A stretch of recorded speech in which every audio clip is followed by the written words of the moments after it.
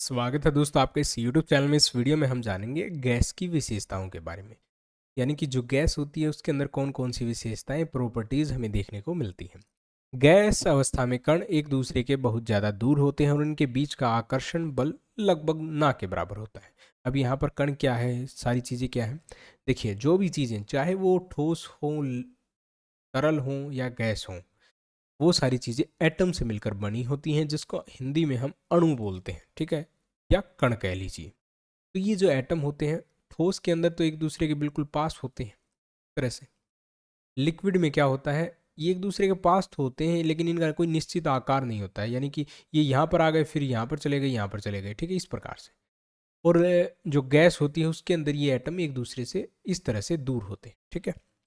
तो इसकी वजह से क्या होता है, गैस अवस्था में कण एक दूसरे से दूर होते हैं, उनके बीच का आकर्षण जो है ना मात्र ही होता है, ना के बराबर ही होता है। कोई आकर्षण बल इनमें देखने को नहीं मिलता जिस प्रकार से लिक्विड के अंदर या सॉलिड के अंदर देखने को हमें मिलता है।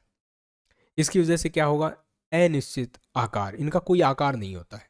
गैस को आप जहाँ पर छोड़ेंगे, ठीक है, जिस अवस्था में वैसे ही फैल जाएगी, वो उसका कोई फिक्स आकार तो है नहीं। अनिश्चित आयतन, इनका कोई फिक्स आयतन भी नहीं होता है। यानी कि जैसे अब 1 लीटर अगर मैं दूध ले लेता हूँ, ठीक है, अगर उसको हम इस बर्तन में डालेंगे तो यहाँ पर ये 1 लीटर दूध है तो इसमें नीचे नीचे आएगा। तो ये नहीं है कि यहाँ पर हम दूध डालेंगे तो सभी जगह पर फैल जाएगा, ऐसा नहीं होगा, ठीक है। वो नीचे आ जाएगा और उतना ही आकार यहाँ पर घेर लेगा। लेकिन अगर गैस को अगर हम ऐसे डालेंगे तो क्या ऐसा होगा। अब छोटा सा एक गुब्बारा ले लेते हैं, एक बड़ा सा कमरा ले लेते हैं, इसके अंदर आपने 1 kg गैस डाल दी और इस गुब्बारे को इस कमरे में ले जाकर फोड़ दिया, तो अब जो गैस है यहाँ पर सभी जगह पर फैल जाएगी। तो यहाँ पर क्या है, जो इसका आयतन है, वॉल्यूम है, वो फैल गया, ठीक है, पूरी जगह में। तो क्या ये सेम है? नहीं। इसको जहाँ पर भी छोड़ेंगे उस हिसाब से ये उतनी ही ज़्यादा फैल जाएगी। और इसके अंदर हमें देखने को मिलती है उच्च संपीड्यता, हाई कंप्रेसिबिलिटी। यानी इसको बहुत आसानी से बहुत ज़्यादा दबाया जा सकता है, कंप्रेस किया जा सकता है, क्योंकि कणों के बीच में बहुत सारी खाली जगह होती है। जैसे जो सिलेंडर भरा जाता है, ठीक है, उसके अंदर जो गैस होती है कि लिक्विड फॉर्म में होती है, पानी की तरह होती है, लेकिन अगर हम सिलेंडर से गैस निकाल देंगे तो वो गैस की फॉर्म में निकलेगी।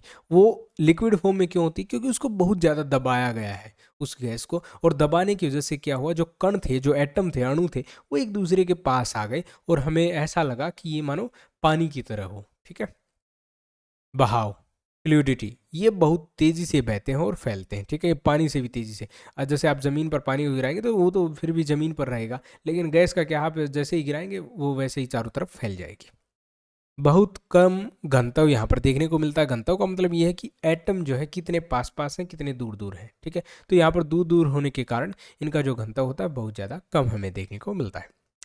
अगर आपको वीडियो पसंद आए तो लाइक करें, शेयर करें, चैनल को सब्सक्राइब जरूर करें।